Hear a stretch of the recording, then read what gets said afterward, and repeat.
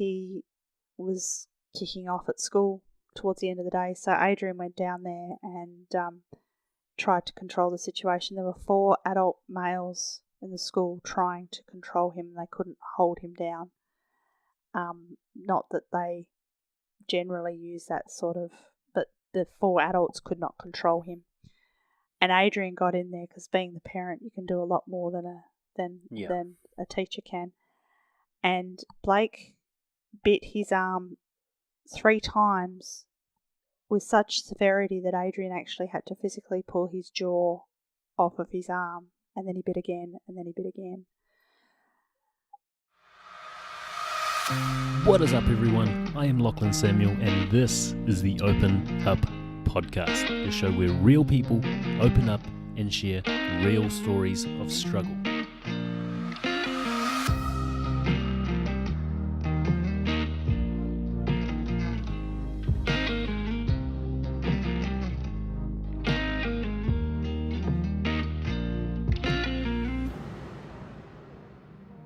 Good to go? Yep.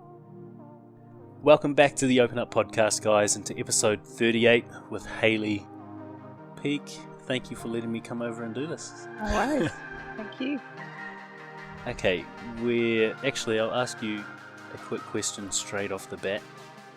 How would you describe yourself?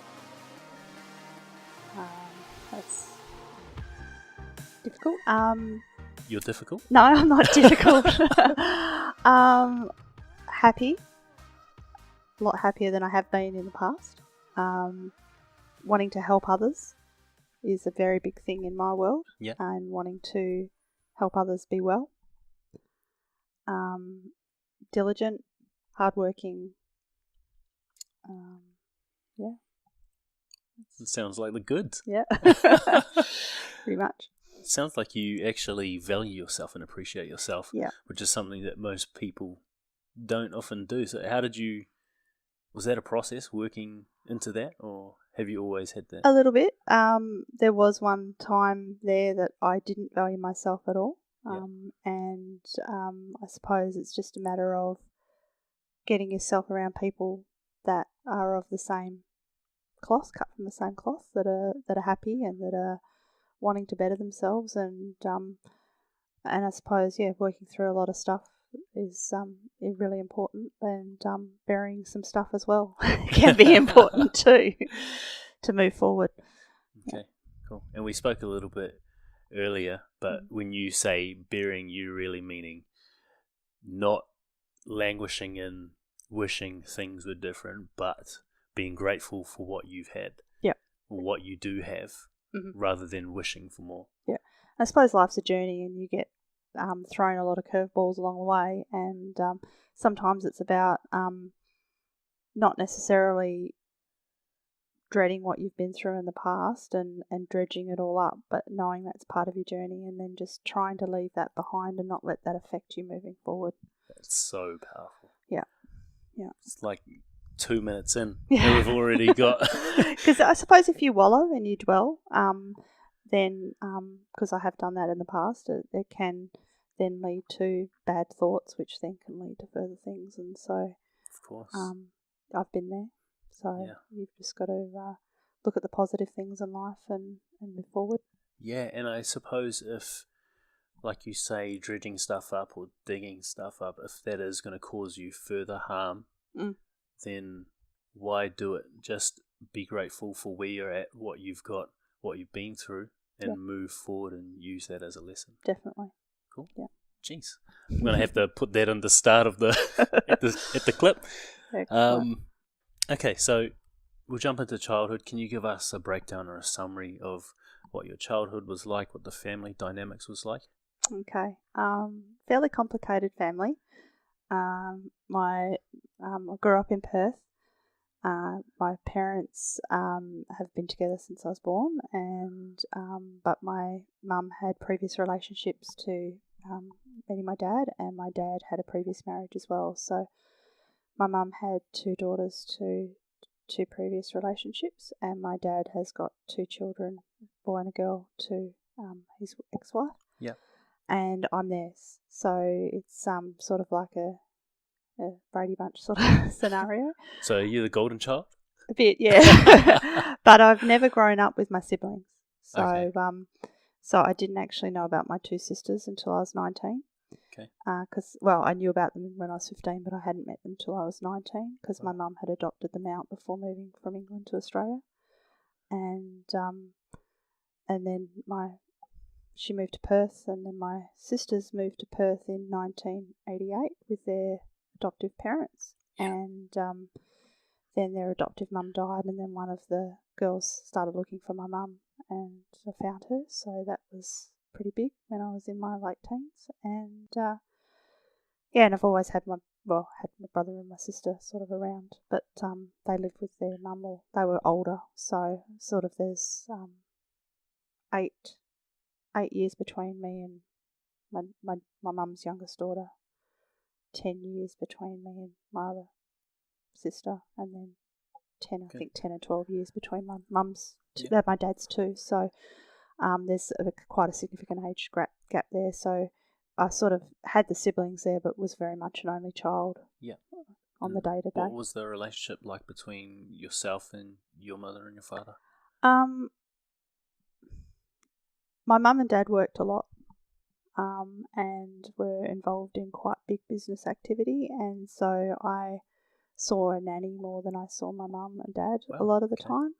And school holidays, I tended to sort of live at the nanny's house during the week. But that was good in a way, because especially the lady that Jan, who was there through the high school time, she had 5 kids, so I sort of felt like I was part of their family, which was really awesome. That's cool. And I catch up with a couple of them now and then, and it's sort of like old school week, think bits and pieces, and so I went to private girls' school as well, which didn't sort of help things, and was sort of bullied a little bit during school, and so grew up a bit of a loner. Had a few close friends, but other than that, grew up a bit of a loner. Yeah. And so I think you said when you described yourself that you were hardworking. Mm-hmm. Do you feel like you got that from your parents, considering they were away so often? Yeah. And the thing that really changed me was in the year after I left high school. I went on youth exchange through Rotary to the US for 12 months. And 12 months? For 12 months, yeah. Jeez. So it was a whole year away. It was sort of gap year type thing.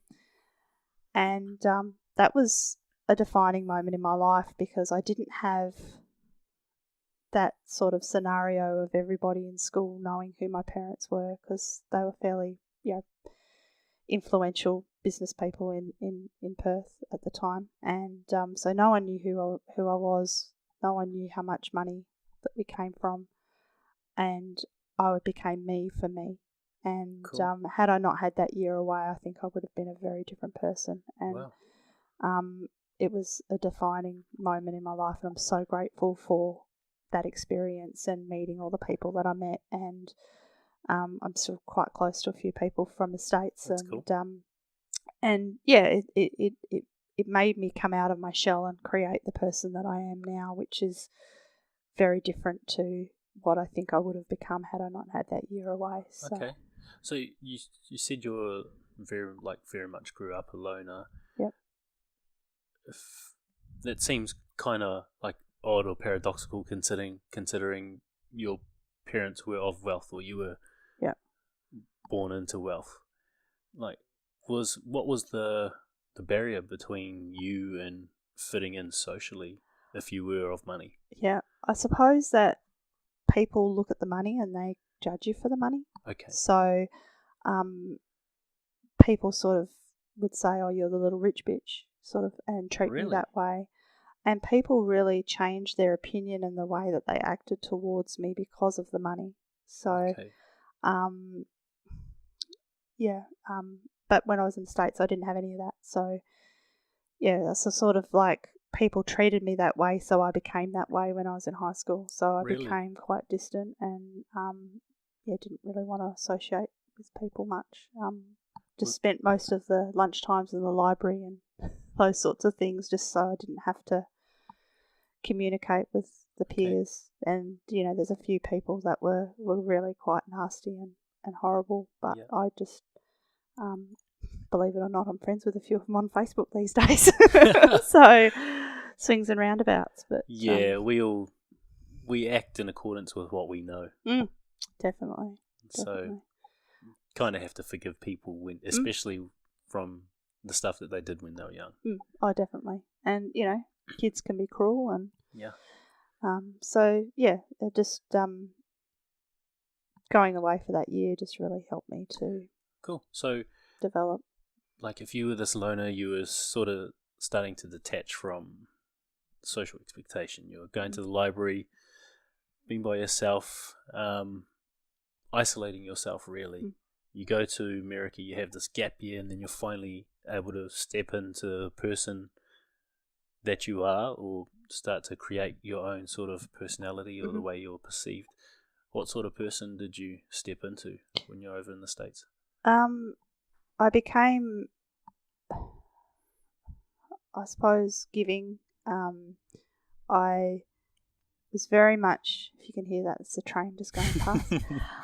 Very much, I did a lot of public speaking when I was over there, and I spoke at, I can't remember, 50 odd different places on Australia. That was part of the role of being an exchange student, was that you're like an ambassador of Australia. And so I spoke at all of the local Rotary clubs, and I even went down to the Los Angeles Rotary Club and spoke there. And so that was a great experience of being able to become out of myself more, because you were sort of like having to be the Australian ambassador. So that was quite cool. And then people wanted to be my friend because of me and not because of the money that I left behind here. Yeah. So I had a great group of friends over there that wanted to know the Australian girl. That's awesome. So how was that? What was that process like for you, being someone who was isolated and alone, to now speaking so often? Was there a fear you had to break down to get into that position? There definitely was, and even now, if I'm speaking in public about stuff I don't know, I'm very nervous. But if I've got my content down pat, I'm pretty confident and can just get in and do what I need to do. So, like, obviously, I think they did a study in America a while ago, and like the biggest fear for people was the fear of public speaking over death. Yep. So, like, for you, how did you go about breaking down that fear or breaking down those barriers to actually speak? Do you remember it all? I don't. It's 25 years ago. I'm showing my age. I suppose that the one thing that really helped me with the Rotary Club was I had to introduce the guests every week. Cool. And so they gave me a speaking role in the group. So every Friday morning when we had a meeting, I had to get up in front of the whole club, and that sort of and the first couple of times was really daunting, but then when you know a lot of people in the audience and you're getting to know those people, it's just water off a duck's back. Yeah. And one of the other things that they did was that every week one of the members would take me somewhere or do something with me and to get to know me. So like we'd go to a baseball game or football game or go out to dinner or go to their house for a meal or whatever. So at the end of that 12-month time frame, it was like I had all of this family of all of these 50-odd Rotary members and I had five proper and one de facto sort of host family. So I had 6 host families throughout that 12-year time frame. So I embraced that and felt very loved, and then started to reciprocate that love. So it was sort of going in there quite meek and timid, and then turning out and blooming and blossoming to the person that I came out of that with. And I suppose when I came home, we were in Perth for less than 2 weeks, and we moved to Bustleton. So when I came home, I didn't have to come back into that whole not knowing. Well, I went and moved, so I didn't have to go back to that same environment. I went to a new one and created a new environment moving forward. So that was really lucky that I didn't move backwards. I just then progressed, keep going forward. That's awesome. But it was hard to move back to the folks for a little while and get back in. I actually moved in with my parents and my grandparents because we were building a house and my grandparents were with us, and so that was pretty tough. And I used to escape to Perth to go night clubbing and stuff like that as much as I possibly could for about 9 months until I met my now husband. So, yeah. Cool. I think that's a massively powerful and important message, especially for young people, is the struggle to fit in. Yep. Like, especially if it's out of your control. Like, you have no control over whether you have money or not. And for most people, some of the features that they're born with, they don't have control over their skin colour, their race. Definitely. And I think really what that story there highlights is the fact that maybe sometimes you just need to change your environment, whether that's, I'm not saying go to another country like Hayley, but maybe you just need to change the circle you're in, change your friends, change the sports you're doing, or even change schools. Yes. Just so you can find yourself and you're not burdened or held back by the fear of people judging you in the environment you're in. Definitely. And when I moved to Bustleton, I still had a bit of the stigma of the money. There were still people that some people sucked up more because they because Mum and Dad built a very affluent house in Bustleton. Yeah. And and people sort of it was a smaller town back then than it is now, and so people talked, and I then just chose to disassociate myself from those people and not actually conform to what they wanted, and then just gravitated towards the ones that didn't have that expectation and that wanted to know me for me. Cool. So that gap year really gave you like a sense of self-worth. Definitely, yeah. That's so cool. Yeah. Give me goosebumps. Yeah. So, without that year away, I think my life would be very, very different. Cool. Yeah. Okay. And I guess now we can fast forward to the story that you are here to share. Yeah. I think, did you say it was when you were 36-ish? Yeah, it's about 4.5 years ago that there was a really heightened time. But are you okay walking us through that story? Yep. So Adrian and I have been together now for 20 years, married this year. We've got 2 children. Joshua. Congrats, by the way. Yeah. Joshua's 16 and a half, just about, and Blake's just about to turn 13. We had the kids when we were in Bunbury. And we lived in Bustleton for 7 years and then moved to Bunbury for 7 years. And Josh's birth was a very fast birth. So from first contraction to physically giving birth was 2 hours. So jeez. I didn't have any pain medication because I couldn't, because it was too fast. So I couldn't have an epidural or anything. And I had significant vaginal tearing from that birth. And I was on the table being stitched longer than I was on the table pushing. Wow. Without anaesthetic, mind you, so I could feel the stitches happening. And then about a week after giving birth, that got infected, and then I had to have reconstructive surgery 6 weeks after giving birth to Josh. So that made having a natural birth moving forward impossible. So when I had Blake, it was a caesarean birth. Yeah.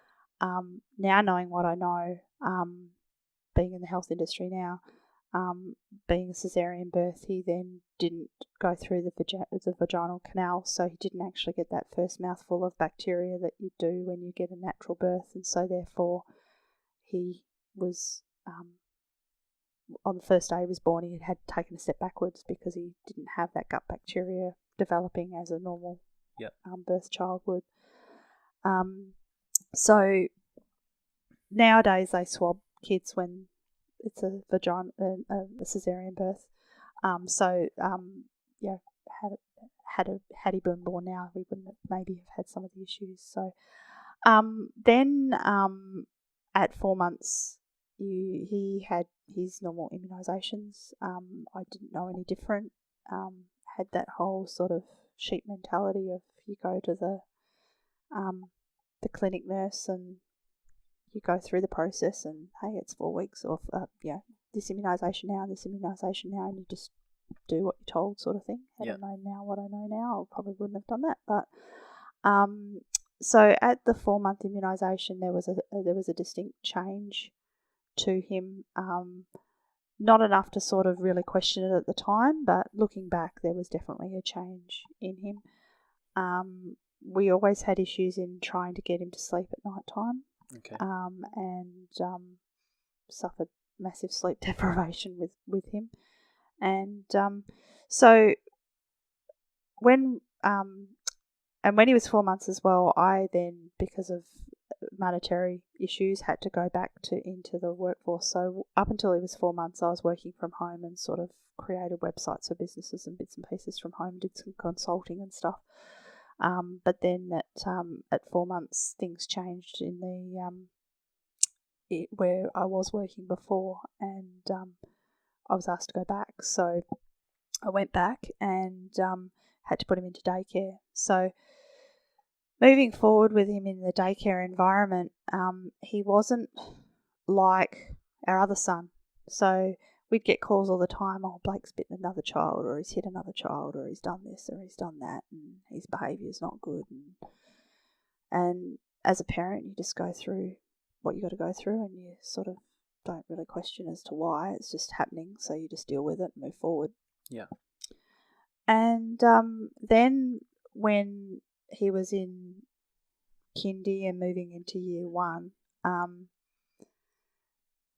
we were still in Bunbury, and the primary school said, well, he needs more assistance than a normal child. We need to get some assistance happening. So, okay. Hang on. Before that, So from that, we then went to the GP. The GP then said, okay, you've got to go see a paediatrician. Went to the paediatrician, and the paediatrician said, well, I think he's got ADHD. Yep. So we said, okay. He said, but to get that diagnosis, you've got to go see a psych. So we went to Fremantle, went and saw this psych, and ticked all the boxes, and yes, he has had the ADHD. So then we went, part of that process is if they're going to medicate for ADHD, he had a urine test done to determine whether his kidneys were functioning properly, and there was an abnormality in that. So long story short, we delved deeper and had ultrasounds and so forth, and he's also got hydronephrosis of his right kidney, which is where the opening of where the kidney drains is blocked, or it's not working as good as what the normal kidney is, and we would never have known had it not been for that initial test that he has that. But we've been monitoring that ever since, and actually went to PMH a couple of weeks ago, and it's getting better and better and better as we move forward. So that's just a minor thing, that he's got that as a health concern.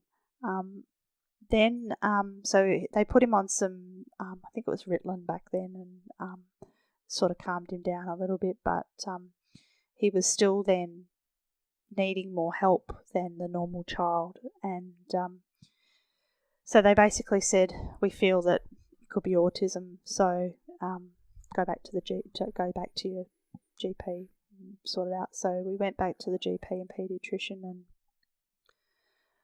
and we sort of insisted. We said, well, it's not just ADHD, they think it's autism. Can we go through the process? So the process with autistic kids, and I'm not sure it's exactly the same now for a diagnosis, but it's a 3-pronged diagnosis. So you need a diagnosis from the paediatrician, one from a speech therapist, and one from a psychologist.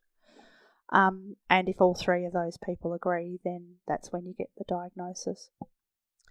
And everybody in the world is on the autism scale. It's just as to whether they're past that red line that then gives them a diagnosis or not. So we all have autistic traits, but it's just whether you're actually diagnosed or not. So for anyone who doesn't know what autism is, if you could give like a general definition, if there is one.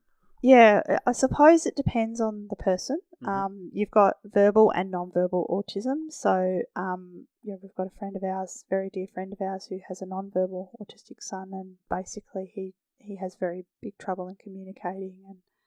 And It's basically where your sensory processing is out of whack from a normal person. Okay. So it can be with speech, can Yep. be with auditory, with sounds. There was a time there where, if there was loud noises and things like that, that would send Blake crazy. Even things like colours, they can get a little bit OCD with different things. So there was one time there that everything had to be red. He had to have a red t-shirt, he had to have a red bowl, he had to have red school bag, a red everything, which he's grown out of a bit now, but he's still, his favourite colour's red. From sound to light to, I suppose it's just all about the processing, about emotional processing as well. Okay. So you may try and have a joke, but they think it's literal. Yeah. So black is black and white is white. So if you said, hey, there's pink pigs flying in the sky, he'd go, where? Oh, wow. Okay. Yeah. So not so much now that he's matured, but it's that whole literalness of understanding and things like that. So I personally have a bit of a belief that when you're talking about the energy or the psyche or the soul of the person, mm-hmm.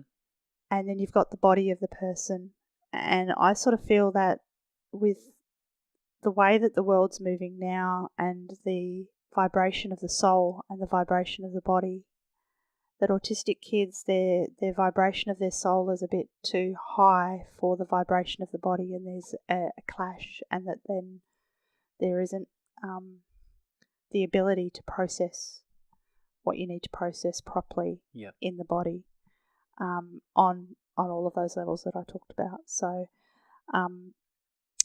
Blake is very, very highly intelligent. Like, he was talking quantum physics at the age of 8. Jeez. Like he said one day to Adrian, he said,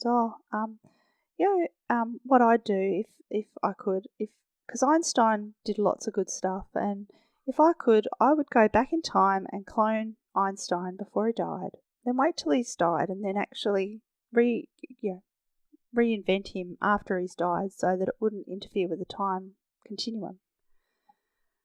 At 8. So he's just got, he picks up things very, very quickly. He's very, very intelligent, but then finds it very difficult to sit still for any period of time, or doesn't now, but a huge amount of anger and aggression and a lot of outbursts. So I think we're at the point where you got the diagnosis for autism. Yep. Sorry, I took you off on a tangent. That's okay. So once we got the diagnosis of the autism, I went through a bit of a grief period, because I finally realised that, hey, I knew there was something wrong, but I had a label now, and sorry, my heart's getting a bit. Right. And it was the fact that this is a lifelong affliction. Like, this isn't going to. He's very different now, but at that time it was like, well, this is going to be forever. This isn't going to change. Why was there grief? Did you blame yourself? No, it was the fact of acceptance that he was never going to be normal. Okay.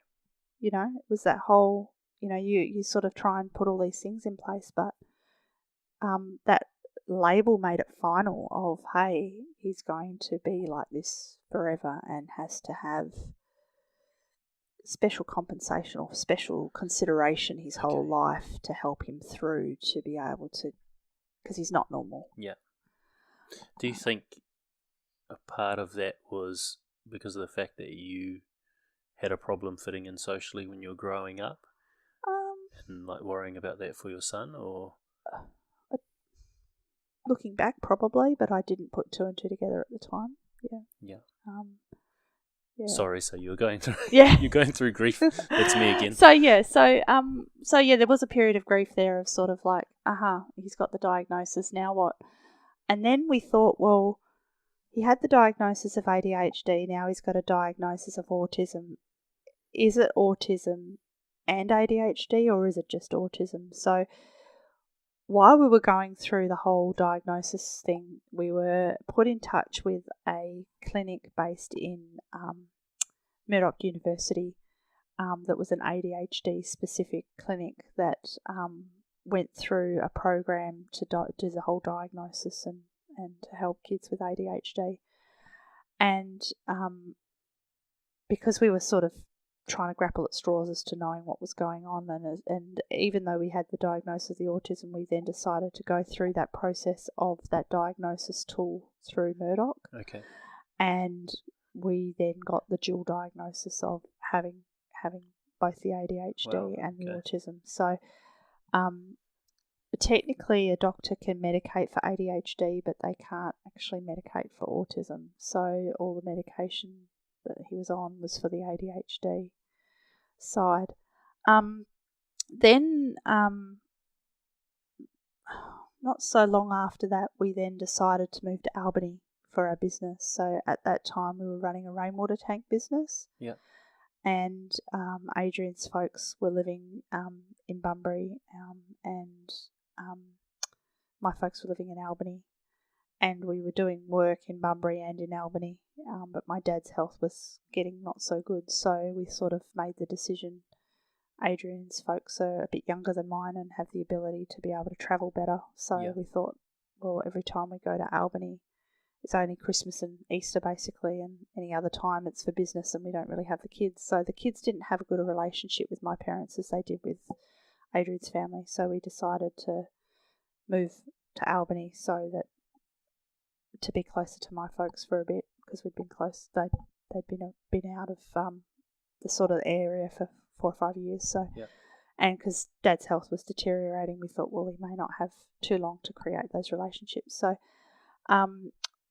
so we basically, it's a bit bizarre now, but my mum and dad were overseas on a cruise, and we went down to our one of our staff quit and said, I've been offered this job in Worsley, the main guy that was working for us. I've been offered this job in Worsley. So we sort of thought, well, do we train up a new person in Bunbury or do we train up a new person in Albany?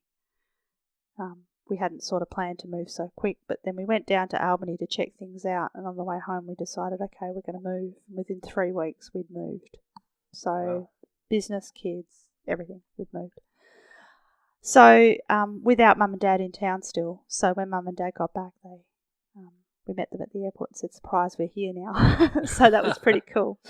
But then didn't take into consideration, because we were sort of thinking family and you know, we checked out the school and everything. We found a good school, we found a house, and we hadn't quite found a business premises, but we worked from home for a bit before we found a business premise. But we didn't even consider medical and supporting for Blake. But once we'd moved, we'd realised that we'd gone from 5 paediatricians full-time in Bunbury to 1 part-time paediatrician in Albany to service all of the kids in the whole area. And found it really hard to get the services in Albany. And that was quite difficult as things progressed, because he was sort of manageable at the time, but we moved. But as things progressed, he got worse and worse. So? Aggressive, anger. Was it controllable though? At that stage, yes. Okay. And when we moved to Albany, it was in about the August. And the school there was phenomenal. Yakamai Primary School, I give my hats off to you. You know, we went from a school, which I won't name, in Bunbury that was very reactive to Blake, to a very proactive, very, very proactive school. And we got, at that stage, at that stage we didn't have the diagnosis, because we were toying with the diagnosis, and we were on the public register for the diagnosis, and the school actually said to us, well, if you don't get the diagnosis, we can't give you the support that you need. So that's why we went for the diagnosis. So, sorry. It's a bit, it's a while ago, so trying to remember where everything fits in. But we got the diagnosis, and so then when he was in year 2, he then had a full-time aide. So he was allocated 0.6 allocation from the government, and the school chucked in the other 0.4 of their own funding to give him a full-time assistant in the classroom. And then as things progressed, it got to the stage where we were going to the paediatrician and saying, well, this medication's not really working anymore. He's getting more aggressive, more angry.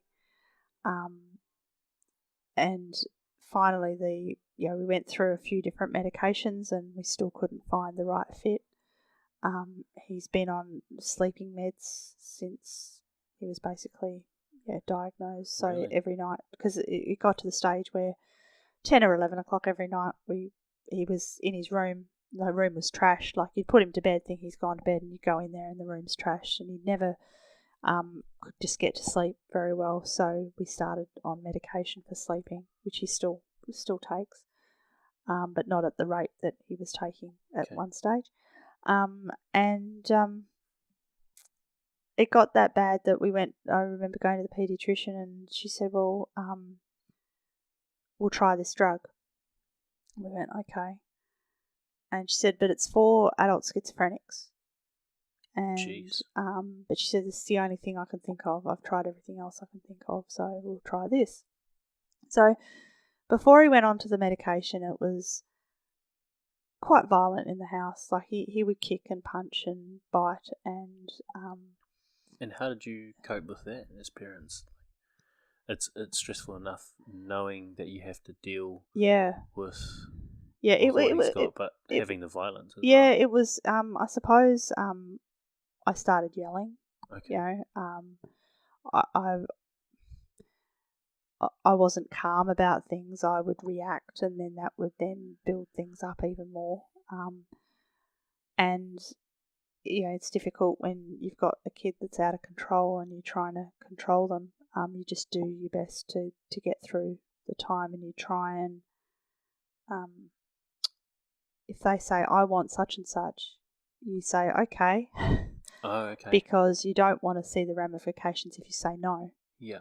So sometimes it's easier to give in than it is to actually be disciplinarian, because even though you know that giving in is not the good thing to do, sometimes it's better to keep the peace and to have a full-blown war on your hands. Okay. And did that, I guess, impact you in terms of your mental health at all? Yeah. Having to deal with that sort of aggression and violence? When he went onto this medication, that's when things turned really south. Really? For everything. He got that aggressive and angry that he would bite, kick, scream, punch, hit, smash windows, smash holes in the walls. Wow. At one stage, our whole house, like nearly every room, had a hole in the wall because it wasn't a brick house; it was a brick veneer house. He'd go up onto the roof of the house not knowing the danger and be running around on the roof of the house in like 2 seconds flat. We had to pull a shed down because he was actually going up onto the back wall and up onto the shed and up onto the other shed and back onto the roof. Or he would be just literally climbing up the fence and running along the top of the fence. There's several times where he was on the roof of the school, and they just had to call Adrian to come and get him down. And he would get so worked up and so angry and violent that at the bad time, his eyes would roll into the back of his head and he'd black out, and he would be that wet from sweat that his whole head was wet and he wouldn't remember what had happened. So that whole, what I was talking about before about the body and the soul not connecting, and we put him on this medication, and we saw that within the first sort of 3 weeks of being on the medication that it was ramping and getting worse and worse and worse. And we decided to take him off the meds, but it was still then it still got worse and worse and worse, even though we took him off the medication. And the school was concerned because several times the school went into lockdown. Really? Either the kids were locked. The kids were ushered out of the classroom and locked out of the classroom, or he was locked in a room to protect everybody for their own safety. And they actually applied to the education department to put in a containment room in the school, and which they got the funding for, and that room basically allowed. So there was a viewing window in the door. It wasn't like a padded cell or anything, but the wall, there there was nothing in the room that could harm him. The lights were made of such a way that they couldn't smash any light fittings or anything. There were no power points, or it was basically a room like a padded cell where if he got aggressive, they could put him into this room and shut the door and monitor him until help came along, and no other kids in the school could use that room. It's amazing that they did that. Yeah, because basically we found out that there was only 4 other children in the state that had the ability to use such a room. So he was one of 5 kids in the state. So it can show you the severity of where we got to. But on the day, it's amazing how things happen. On the day that the lady came down from Perth to actually evaluate whether he needed the room or not, he had the worst day. And he, if I backtrack a couple of there'd been a few days in the couple of weeks beforehand that he got that angry and aggressive that we took him down to the ED to try and control the situation, because we just didn't know what to do. Yeah. And on this particular day, he was kicking off at school towards the end of the day. So Adrian went down there and tried to control the situation. There were 4 adult males in the school trying to control him. They couldn't hold him down. Not that they generally use that sort of, but the 4 adults could not control him. And Adrian got in there because, being the parent, you can do a lot more than a teacher can. And Blake bit his arm 3 times with such severity that Adrian actually had to physically pull his jaw off of his arm, and then he bit again, and then he bit again. And this was when this lady was doing her evaluation and saw all this. Wow. So this was like the height of where we got to. So,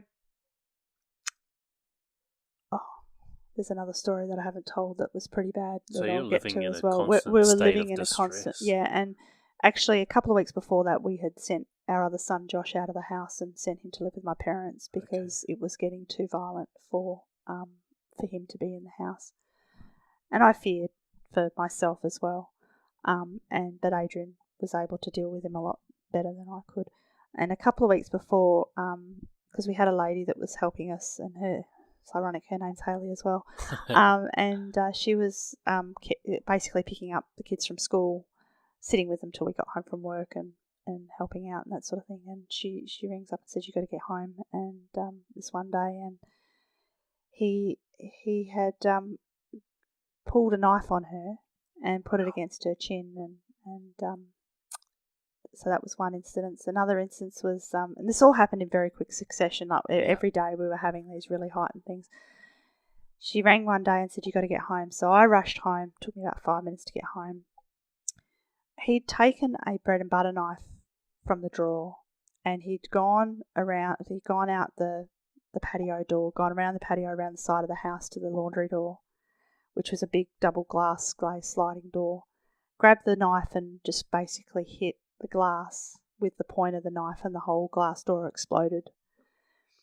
Then he came around and went back into the patio. When I got home, he physically had the dog bed, which is one of those canvas sort of beds with the metal frame, and he had it above his head, and he was about to smash the second glass door in.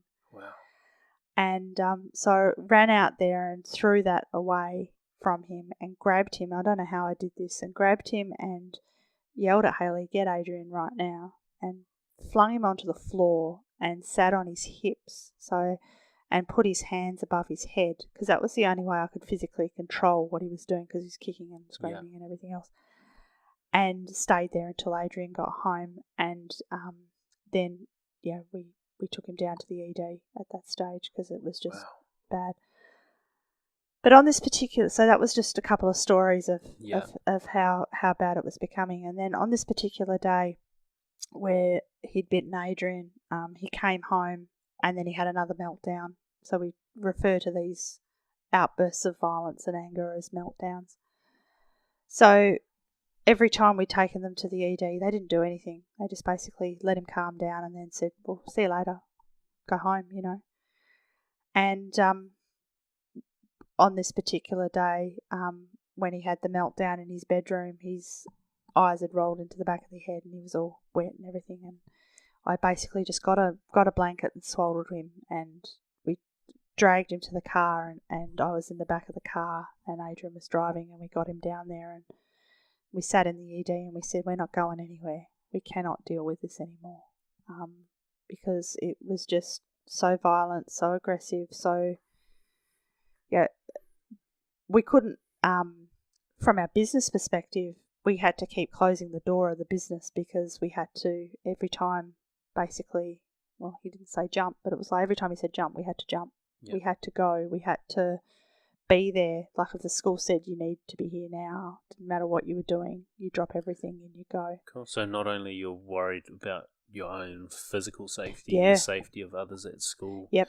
And with this nanny and Josh. And Josh, brother, So not only you're worried about that, but you're worried about your financial positioning as well. Yeah, because that's a tough place to be in. It was a really tough place, and the business at the time, we were, if anyone knows me, I always make things work, but it was, we kept on going backwards. We had to keep going and getting more money from the bank to keep the doors open, and so it was a really tough time to go through, because the business was okay, but then having to shut the door every 5 minutes wasn't helping things.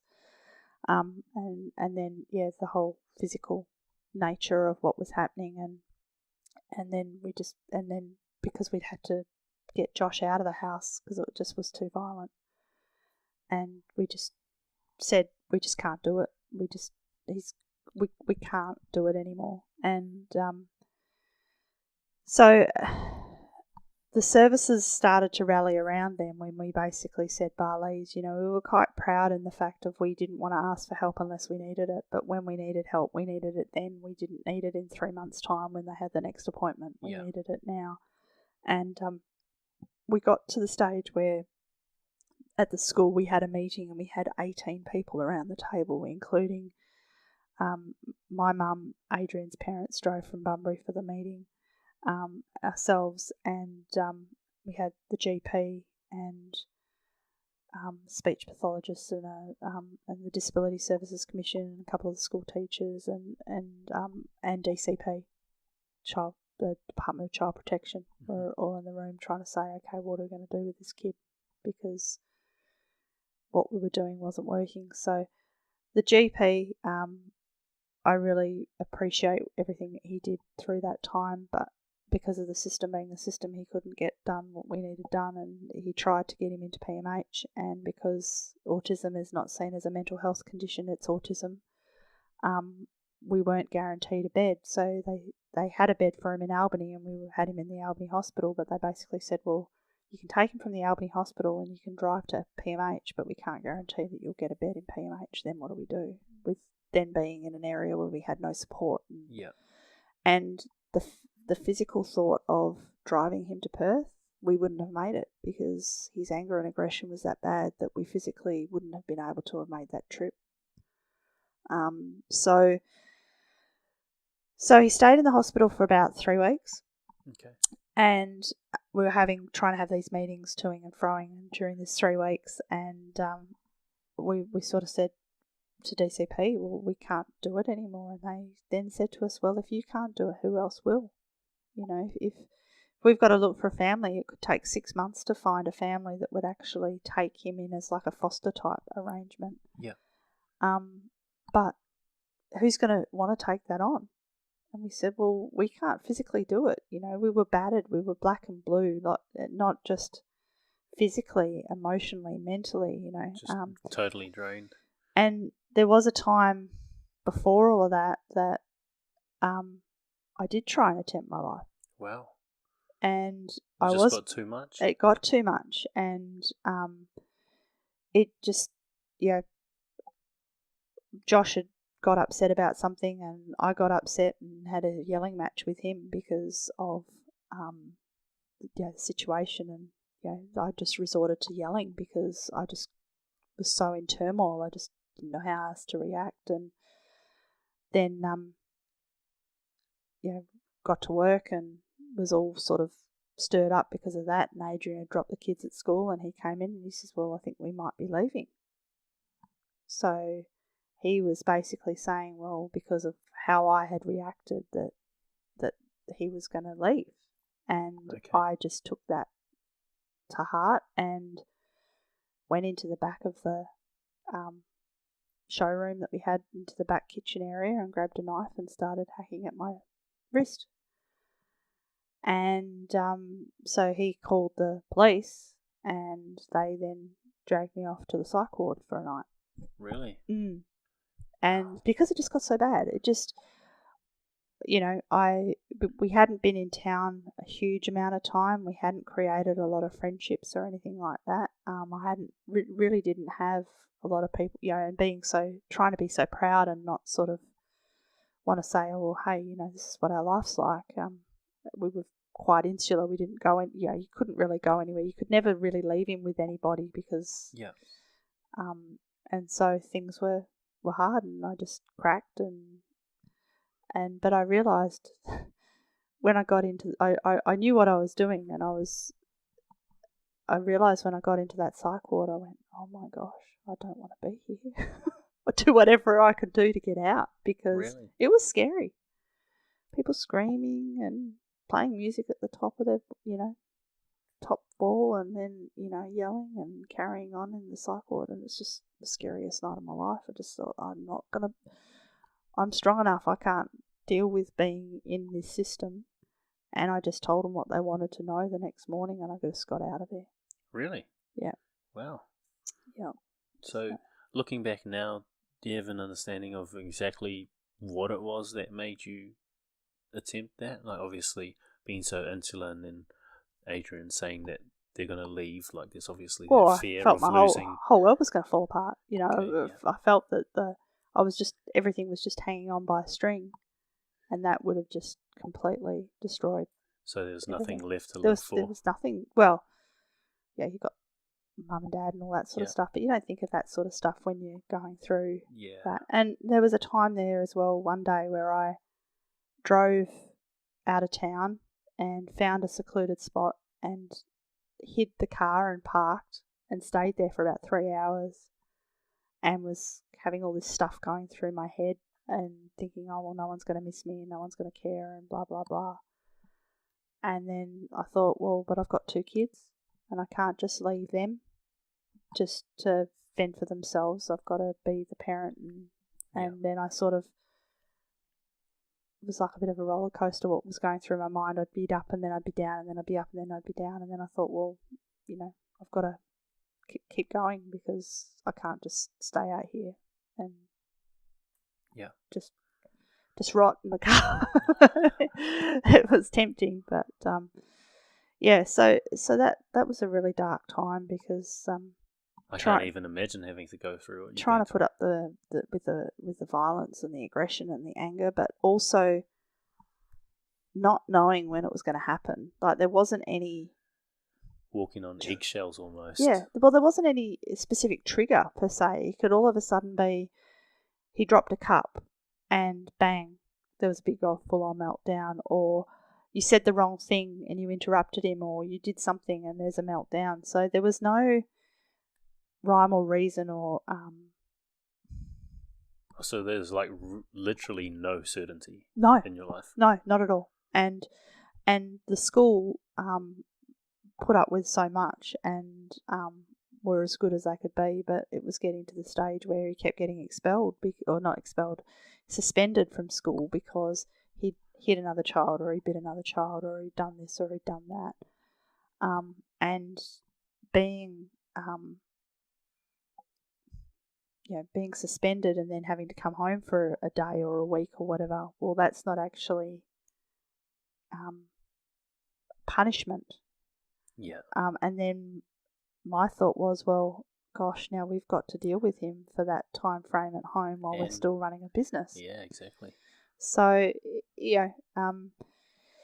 so once he was hospitalised, and we said to DCP, getting back to that again, they said, we'll take the weekend and talk about what you want to do and then come back to us on Monday. And so they provided us with some funding to go away for 2 nights.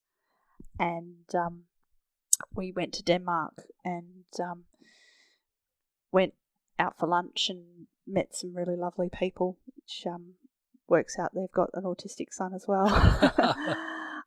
And we sat, we did a lot of talking and worked out, okay, well, what are we going to do? How are we going to do it? And so basically we decided that I'd move out of the house. Adrian would stay in the house with Blake, and I would then take over the whole business side of things and try and be the mum to Josh and to work in the business while he was at home and dealing with Blake and trying to integrate him back into school. Yep. And so that's what we did. So I think it was about a month that happened till finally it was okay for Josh and I to come back. And so basically what had happened while he was in hospital, he had gotten off that medication. Okay. Like the half-life or whatever had gotten out of his system, and they had put him on another medication that seemed to have calmed things. But at that stage he was on 6 tablets of that particular medication, and but it was calm enough. Basically the hospital was saying, well, we can't keep having him into the hospital for over $1,000 a day for a bed. Yeah.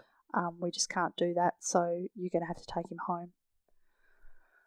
So we brought him home and integrated him back in, and then a really good friend of mine from Bridgetown said, I've been seeing all this stuff online about this alkaline product. Maybe you should look into it. And it was like, at that stage, it was like, yeah, bring it on. Anything that will help him, let's do it. And she introduced me to this lady that was in Bali at the time, and I said, and then she said, well, I'm in Bali, ring this other guy. So I rang him and told him things, and he says, oh, well, didn't sort of elaborate too much. I just said, I want to know more about this stuff. And then he told me a story about this autistic child that was using the products and how beneficial, not knowing that my son had autism. And I said, okay, I don't care how much it is, just get me some. And so he willing to try anything because life's just been in turmoil and we just need to get things back onto an even keel. So it consisted of a protein shake, a greens product, an alkalizing tablet or capsule, a greens capsule, and a molecular hydrogen tablet. And we knew a bit about molecular hydrogen beforehand because we had bought a Kangen machine which was producing molecular hydrogen water, and so we knew of the health benefits of molecular hydrogenated water. But this was stuff in a tablet, so we thought, oh well, you can only drink so much water in a day, but you can take as many of these tablets as you want. So he wouldn't, an autistic child is very finicky about what they put in their mouth. Okay. In relation to texture and flavour and that sort of thing. But we've always been very blessed in the fact of he'll take tablets, not a problem, no questions asked. So we decided that we'd start him on the trio of the alkaline booster and the green capsules and the recovery, which is the molecular hydrogen tablets through 7.2. And up until that time, there was never any affection from Blake. There was never any cuddles. Like cuddles were always done. Like it's like you're trying to cuddle someone and it's like a stiff board. There was never any reciprocal affection from him. And he would say, I love you, but only if you said I love you and he says it back, and it was rote. So It wasn't meaningful affection of any kind. And you just sort of got used to it. That was him and that was part of the autism, and you just knew that, you didn't really get much of a reaction in that way. But 8 days being on these tablets, I was putting him to bed one night and he said to me, Mummy, I love you and I'll be dreaming about you tonight. And that was just the biggest turning point of there is hope. And so I came out of the room and I just burst into tears and I went, oh my God, he actually does have something in there, So we then became quite an advocate for that product range because that changed him and he started to improve significantly. And bit by bit, we were chipping away at that anger and aggression, and we weren't getting to see that as much. And the increase of the love and the affection was starting. And so, with what we were doing in our rainwater tank business, we were also selling Bioflow bracelets at that time. We added this alkalizing range to our health sort of section in our rainwater tank shop, and then started telling people about it, helping people with it, and then from there decided to actually get rid of our tank business and open a health food store and move into the health industry. So I'm hugely grateful for those products. And the company's changed and morphed, and it's a bit different now to what it used to be, but that particular product changed our lives and made a massive difference for Blake moving forward. So awesome. Is that something you still use today? There's a bit of a shortage at the moment with the products, so he hasn't been taking recovery now for probably about 6 months. Okay.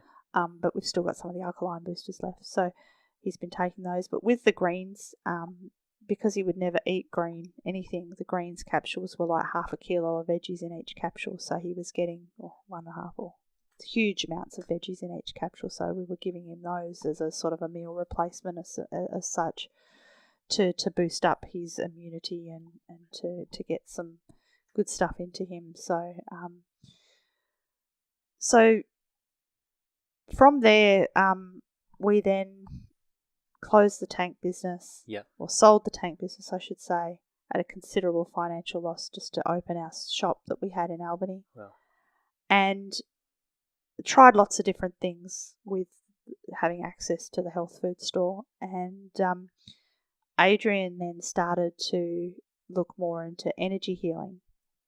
And it's just quite ironic that he was on Facebook one day and this ad popped up on the side about this course about emotional, it's called the Emotion Code, and looking at trapped emotional energies in the body. Yep. And so he thought, that looks interesting. So he clicked on there and had a bit of a look, and then decided to buy the book, and then decided to do the course. And then by doing the course, then had to see a certain number of people and help them with their issues. And then he moved on and did the Body Code course, which looks at other trapped energies in the body.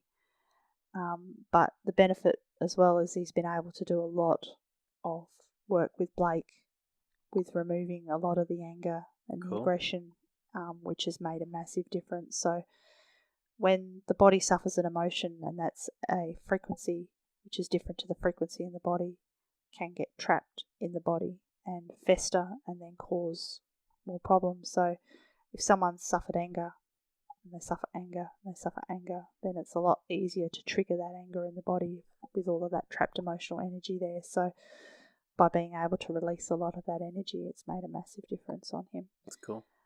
And then we came across this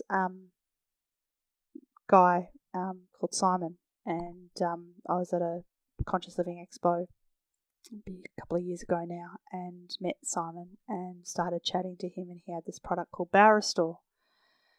And he gave me a tub and told him about Blake, and he said, take this home and see how you go. And there's no way that Blake would take the product because it doesn't taste that good and it's quite grainy and that sort of thing. And so I put it in the cupboard and I sort of knew it was there, and I had had my own sort of fatigue issues in the past and stuff. So, and then I met him again another few weeks later. He came down to Albany and did a talk, and I thought, the universe is putting him in front of my face again. I better do something. So I started taking the product myself. And it made a massive difference to me and my energy levels, and cleared all the toxins out and got me back to normal again.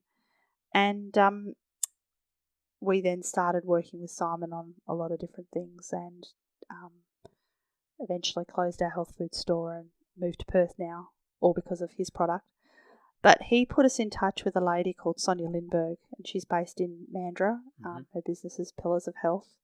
She's a bioresonance therapy practitioner, and what that looks at is the frequencies in the body again, and where the frequencies are imbalanced, and then looks at rectifying those frequencies. And along the journey, we changed medications with Blake. We were able to reduce medications a bit. We were able to get him back on course, but he was still having issues. And then we would go every 6 weeks to see Sonia.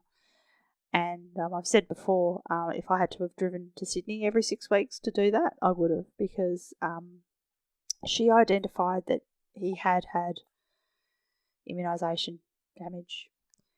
He has had, meningococcal when he was 4. I did rush him to the ED because he had a rash, and the doctors told me to go home because they thought I was being a stupid parent. But I know that he has had meningococcal in his system, and that he had this parasite that laid 20,000 eggs a day, and he had all this stuff. And so she, bit by bit, has fixed a lot of that stuff. And as I've said, we've gone from a kid that basically could destroy the whole house and could destroy us physically, emotionally, mentally, to one now that there is no anger, there is no aggression, there is politeness and love and kisses. And like his grandma was saying to me the other day, oh, he's so affectionate. I just can't believe how affectionate he is. Like, he comes and just gives you kisses and says, I'll say, oh, I love you, and he goes, no, I love you more. And placid and caring and loving, and there was none of that. That is a massive turnaround. So, and there's still issues, like he doesn't like wearing shoes. Yeah. He is very into his computer and iPad, but I feel that when he's stimulated at school, that's his downtime when he's at home. Yeah. And like any kid, you're going to have issues, but it's a pleasure to have him now, where before it was like hell on earth. Awesome. So how's your mental health changed for both you and Adrian, going from this violent, aggressive kid to one that's now loving? I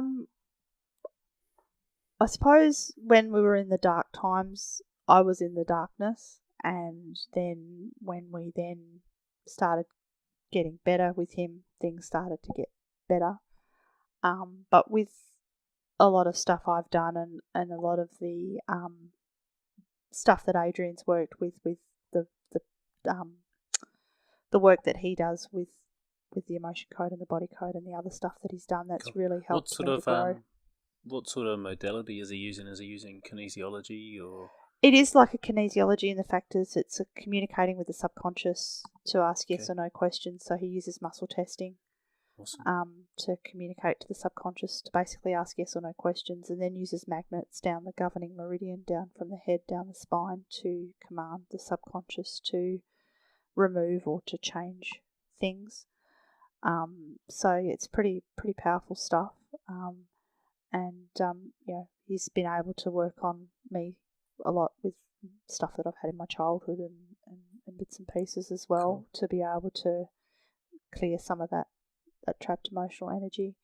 But I suppose it's also about looking at the positives in life, surrounding yourself with people that you want to be around, not the people you don't want to be around. So it's looking at, okay, well, who do you want to shed out of your life that's not actually adding value to your life? Yeah.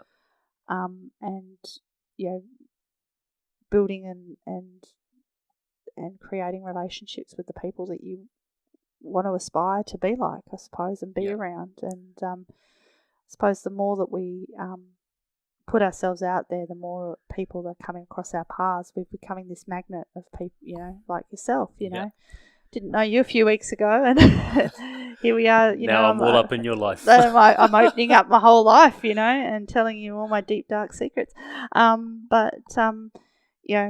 Just being able to, I suppose, cherish the people that we're becoming good friends with, and just putting ourselves out there more. Where I suppose we became a bit Hobbit-like, because how can you take a child out that you never know what's going to happen? I remember when we got the ADHD diagnosis, and the psych said to us, remember it so clearly. She said, "You will never be able to go out and have a meal ever again and feel normal with your child."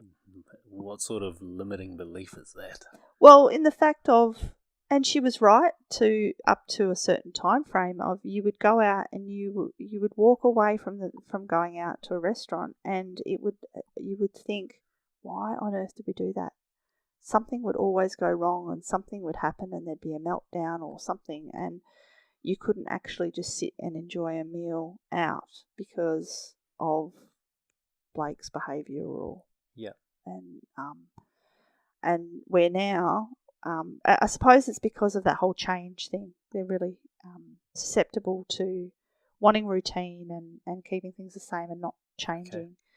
And so going out and going somewhere different is a change. So they've got to get used to the lights and the layout and the people talking at the next table and the music in the, there's all this stuff that we all take for granted, but an autistic person has to process all this sensory stuff around them, and we just don't realise that all this white noise in the background that we filter out, it's significant to them. So, and I understand all that now. I didn't really understand that back then, but and there was a long time that we just couldn't go out and do anything without walking away and coming home and thinking, why did we go and do that? Because it was just a complete waste, and we just felt so anxious when we got home. Where now, if we decide at the drop of a hat to go and do something, he can do it. He can fit in. He can.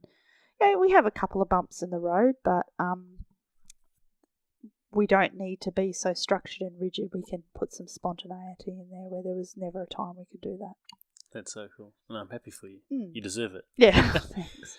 I guess usually we'd fast forward to recovery, but for you guys, what I'm hearing is that recovery for you was really accepting opportunities that presented themselves along with self-development and really like your own progression. Mm-hmm. Adrian with his energy healing, and you going to these seminars and then introducing these products into Blake's life, slowly getting him better, which allowed both of you to become better in terms of mental health yourselves, which is super powerful.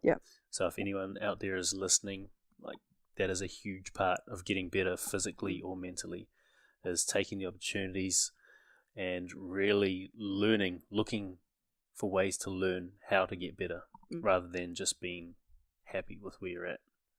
Definitely. Or even if you're unhappy with where you're at, rather than languishing there, trying your best to grow and to learn. And as I said, if there's people in your life that are keeping you in that dark place, try and shed them,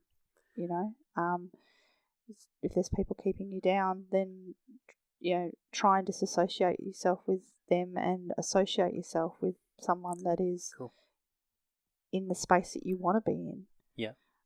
And that doesn't need to necessarily be face-to-face. It can be that you start listening to podcasts, or you start reading books, or you start watching YouTube stuff of people that you aspire to.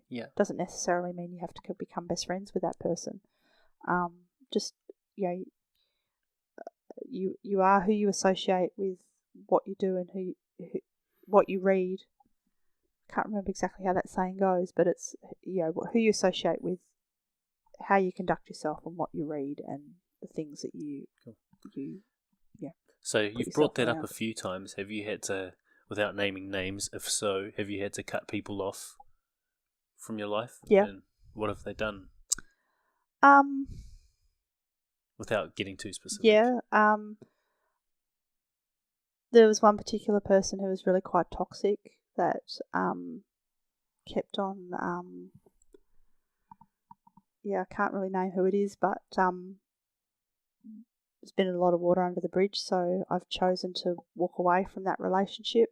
And it's pretty hard because it's family, but you just, I suppose, I just couldn't be in the toxicity anymore. And what do you mean by toxicity? I don't mean to dig too much, but just for people listening, so they sort of have an understanding of not only you were going through this yourself within your own circle, you're very insular, but having someone within your circle or your outer circle as well, bringing this sort of toxicity. Yeah. Was it directed towards you or towards Blake? Or No, it wasn't anything to do with Blake. Okay. It was more to do with other family members. Okay. So I suppose that I put up with it for a long time, but then decided that I needed to leave it where it was and move forward on my own. That's powerful, because if you're, well, where attention goes, energy flows. If your attention is on being toxicity, if your attention's on being negative towards other family members, then you're not going to have that energy and that attention going towards Blake and towards Adrian and towards Josh, the people that need it. Yeah, so it's super powerful. Yeah, no, definitely. Awesome. Definitely. Okay, a few questions, and then we'll wrap up. Knowing all that you've been through, all the aggression, the uncertainty, I'm assuming depression, and then attempting your life as well. You've been through a shitload of distress that most people never experience. What would you say the quality of your life is like now? There is no comparison to what it is now. I still have, in a good way? Yeah, in a good way. I still have the occasion of thinking, oh, well, sometimes you sort of, if you have a bit of a bad day or whatever, you think, oh, well, maybe I shouldn't. But with what we do now and the people that I'm associated with, it's all positive. When you're helping to change people's lives and make a real difference to their health, that's huge. Kudos, I suppose. You feel really good about working with people. It's not about making money out of someone. It's about helping people is our primary objective. And I suppose I don't dwell on things as much, and I try and look for the good in everything and try and pursue the good. So if things come across our path that feel good and that are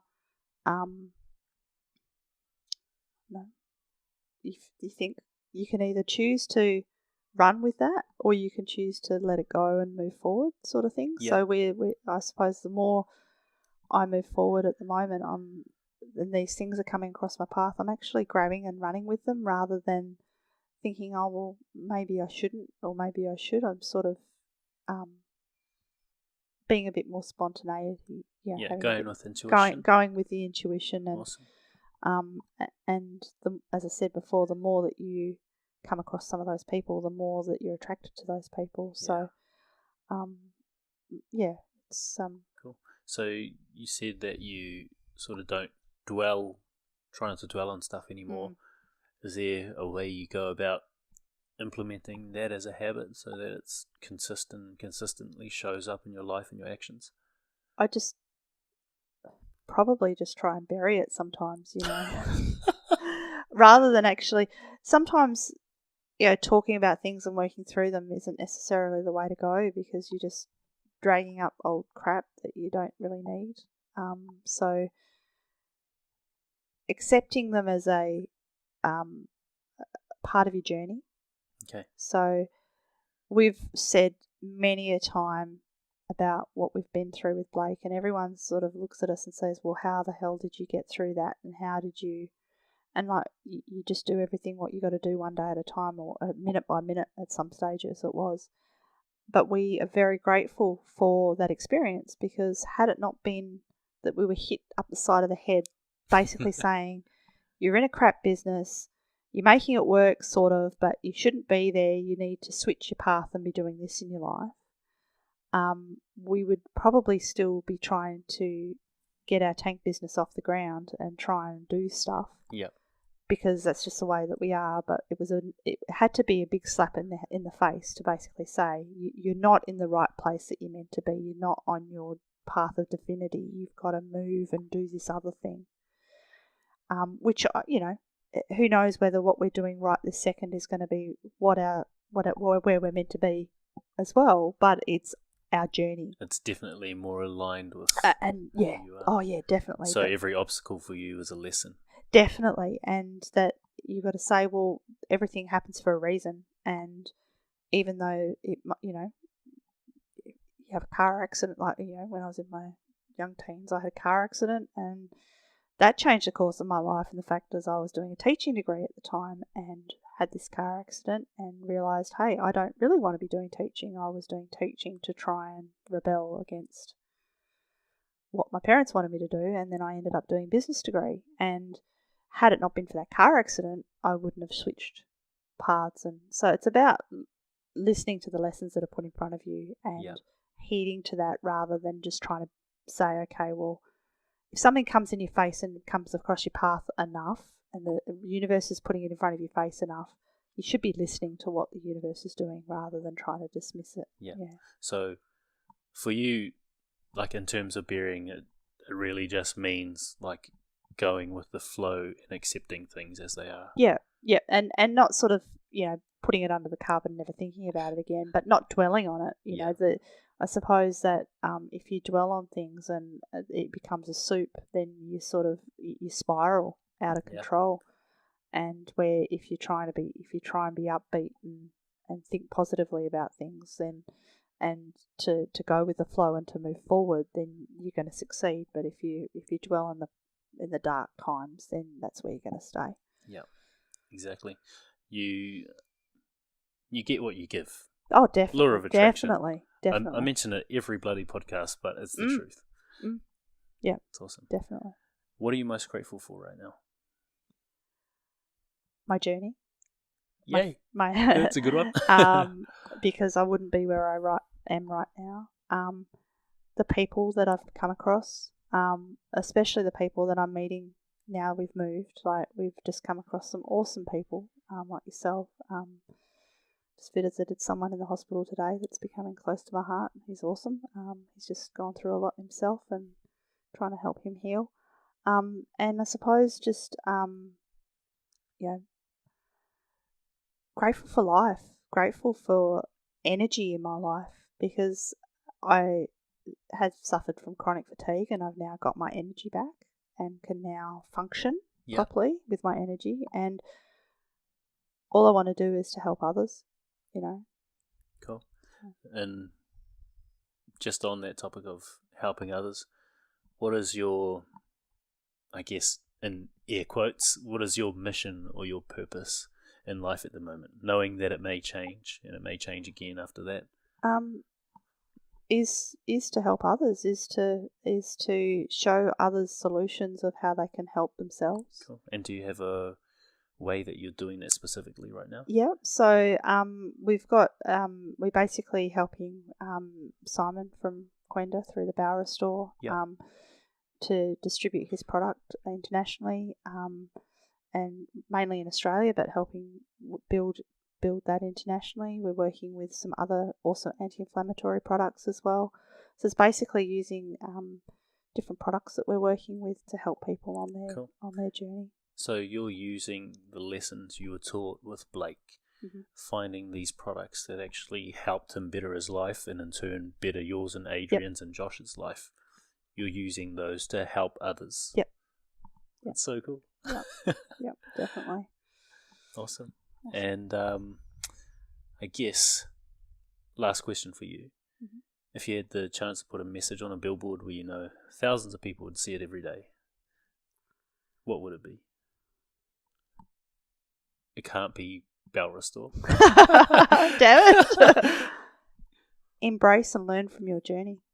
It's cool. That was quick. You thought about that before? No. Nice. No. All right. Well, to wrap up, I just want to acknowledge you for being the person that you are, for having gone through everything that you've been through, all that distress, all that uncertainty. It's not just me that went through it all, though. I know. But I want to acknowledge you for it. Thank you. And I suppose I want to acknowledge my family as well, because I've got a very loving, strong husband that I'm surprised that with what we've been through, we're still together. We've been together 24 years, but married 20. Most couples that go through the third of what we've been through wouldn't be together right now. And we've got supportive, family on both sides. Both sets of parents are awesome, and we've got a lot of good friends as well that have have helped along the way. Well, Adrian's a lovely man, so shout out, Adrian. Yeah. Well, thank you for coming on, taking the time to do this No, again. it's a pleasure. Thank you for everything you've been through, all the lessons you've learned, and for taking those with those products and helping people.